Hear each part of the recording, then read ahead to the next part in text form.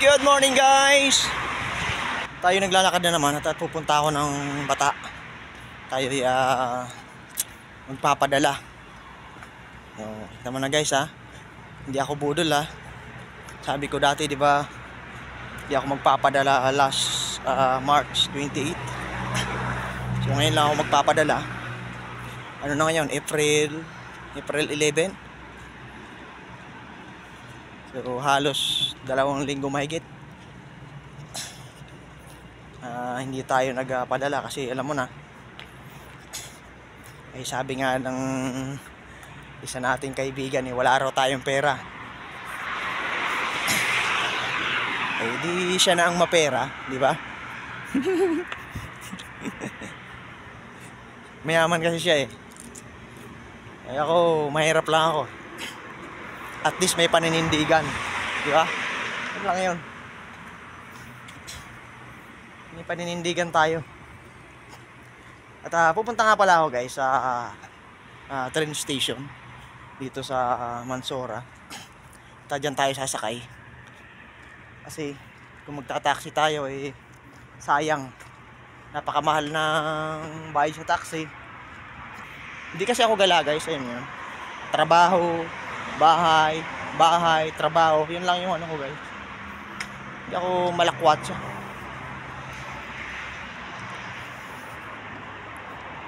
At yun, mas makakatipid tayo, di ba? Kung saan tayo pwede makatipid, doon na lang tayo. At least eh nakatipid ng konti. Hindi lang konti guys, kasi ito 50 real eh magkano na yung sa pera natin? Nasa 750 na yun. O di sayang din, di ba? Eh kung halimbawa eh 3 times kang pupunta ron, aba ang laki, di ba? Ang laki na magagastos sa'yo o sa akin. Kaya napakalaking tipid nung train station to rito sa malapit sa amin. Pwede naman guys dito, yung may dumaran na bus dito, gamitin yung green card na yon. Ang problema, minsan traffic nga kasi. Matagal. Kasi halos lahat ng station hinihintuan yan. Ay mas mabilis pa rin talaga yung train. Kaya doon tayo. Di bali maglakad tayo, okay lang. Ma-exercise pa tayo eh. Di ba? Daraanan ko yung accommodation ni Parang Ubit. Yung kasama ko lagi bago dumating dun sa train station. Pala guys, storm dito alikabok. Hindi nag-ano yan, pero kaninang madaling araw grabe ang alikabok.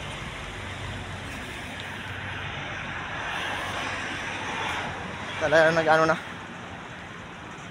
magtataginit na dahil ngayong oras pa lang eh alas 8 ata, alas 7:30. Grabe ng init. Malapit na tayo guys sa train station.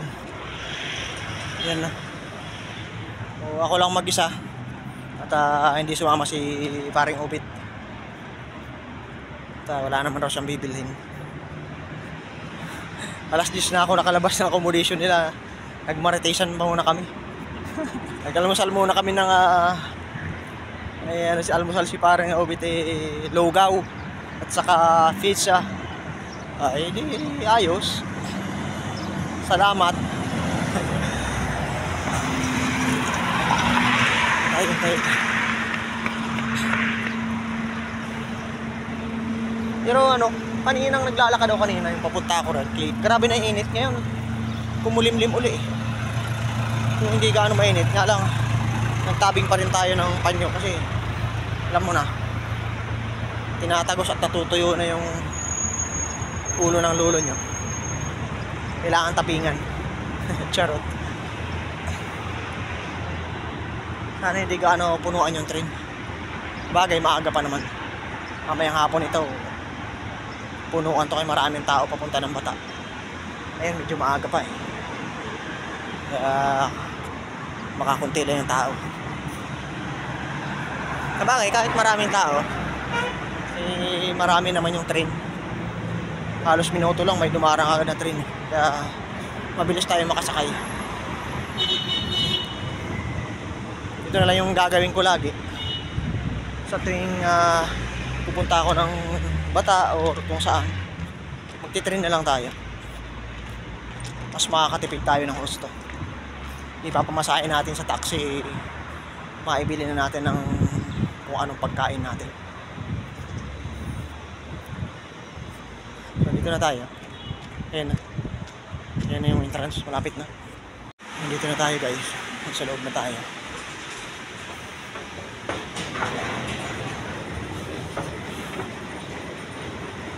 Ay, ang init sa labas. Ito ang lamig eh. Ang lamig ng simoy ng aircon. Ang bilis na ng transportation natin guys, papunta rin sa Assalamualaikum. Transportation papunta rin sa Bata. Pangalang nakuha tayo ng card natin. Ito yung card natin guys. Okay na.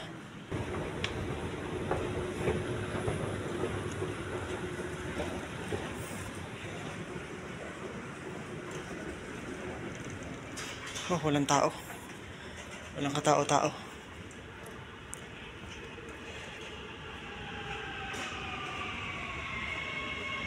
Walang katao-tao.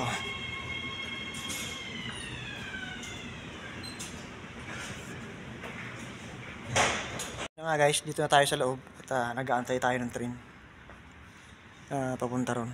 Mali pala yung ano ko guys, yung na-vlog ko last time na yung laman ng green card ay ilan ba yun? 15 ba yun? O 10? Hindi pala, bawat isang biyahe pala per real, pero pwede mong gaston yung isang biyahe per real sa loob ng 2 oras. Hindi pala po pwede na bumiyahe ka ng ilang minuto lang tapos bababa ka sa ibang station. Hindi mababawasan ng gusto yung laman ng ano mo, ng green card mo. Yung bang minimum na 2 hours, hindi pala. Dapat pala pagka sumakay ka, pwede mong gamitin yung 2 hours na isang biyahehan lang. Puro real lang yung halaga. Malayo, malapit, puro real yung isang biyahe. So, mali yung natin guys, mali yung na-vlog natin that time. Yung kasi yung pagkakaunawa ko. So ngayon, naintindihan na natin. Kaya yung ginawa natin, nag-recharge tayo ng 20 real. So, bali, ilang balikan natin to, halos 4 o 5. So, matagal-tagal na rin. Pero okay na guys, mas tipid siya kasi alam niyo kung mag-taxi ka papunta ron, 20 real ka agad papunta ron sa Bata. Kung 4 real lang dito, ay tapos 4 real pabalik, hindi 8 real lang yung 8 reals lang yung magastos natin. So malaking tipid pa rin. So sorry sa inyo guys, yung vlog ko last time nung unang pagsakay namin dito, mali pala. Niniwala ako rin sa mga ibang lahi na yun talaga mahirap guys. Yun, alam niyo yung nakikinig tayo, nakikimarites tayo sa iba na hindi natin na-experience, diba? Naniniwala tayo. So mas maganda talaga na tayo mismo yung nakaka-experience, diba? So sorry guys, mali yung vlog ko nakaraan. Paano tayo ng train guys? So paakyat tayo ron. Kita niyo guys, ang taas niyo, no? Yun yung exit palabas ng papunta ng Bata. Bata na to guys. Akit lang kami ron. At ako lang pala para makapag-exit tayo. Ang taas niyan eh. Nasa underground do. Yung ng train pala eh. Sobrang lalim. Ang ganda guys, tingnan niyo.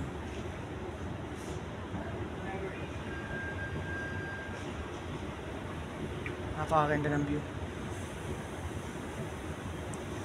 Yung pinaka-exit nito nasa taas. Taas yung train naman nasa baba, sa lalim. Hindi katulad dun sa sinakyan ko sa sa Mansura. Nasa taas yung yung train. Yung pag-sakayan mo dito naman, pababaan mo nasa ilalim. Kailangan na naman ng card dito para tayo makapag-exit. Exit na tayo. At, lalabas na tayo dyan sa area na mainit. Dito sa loob guys, sobrang lamig. Naka-exit na tayo guys. At patawid tayo ng kalsada para sa Philippine Market. Dati nung unang sakay namin, doon kami sa Albata bumaba. So, isang station pa yung kulang bago makarating dito. Ganun talaga. Pagka hindi tayo nagkakamali, hindi tayo natututo. Bilihan pala ng sapatos dito sa Red guys. Nakikita nyo yan, yung building na yan. Yan. Andyan lahat ng mga branded na sapatos. Pagka nandito kayo sa Riyadh, sa Philippine Market, hanapin nyo lang yung building na yan guys. Karap mismo ng train station. Ayan. Andyan lahat ng branded na sapatos. Andyan. Dito tayo sa Electron. Dito pa tayo pumasok. Dito tayo lahat dito. Okay, so iikot tayo ron. Dito na lang. Sa Electron to guys. Yan. So yun na guys, nakapagpadala na tayo. Ito na yung ating resibo. At tayo uuwi na. Mag-grocery pa pala ako. Sa loob ng Indias. Labas na tayo.